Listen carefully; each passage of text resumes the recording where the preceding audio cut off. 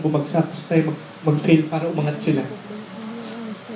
Pero, ang importante doon, kung ano man yung na-achieve ko, kung ano man yung nakamit ko, hindi dahil may napakanong tao.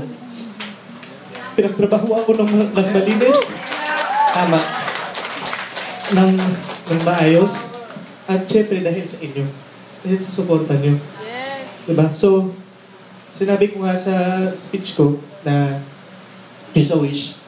Si May kasi nagbigay sa akin nun, nag-send sa akin.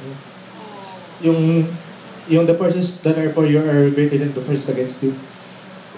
Tumatak siya sa akin kasi nga, kahit ganun man, may mga tao mang humihina siya pababa, umaangat pa rin tayo. Meron pa rin tayo mga natatanggap, di ba, na kung yun ang pinagkaloob talaga ng Diyos, para sa atin talaga. So, ayun lang, nakakatuwa lang na andyan kayo and patuloy pa rin sobrang solid yung pagsasamahan natin. Kaya maraming salamat. I love you! At nakikita naman talaga yung pagmamahal na ibinibigay mo kapag may extra time ka, sumasagot ka sa mga IG parties, tweets, sa mga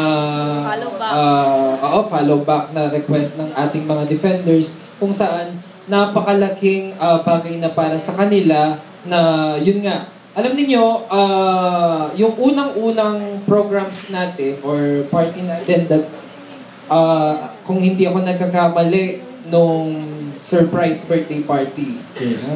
Surprise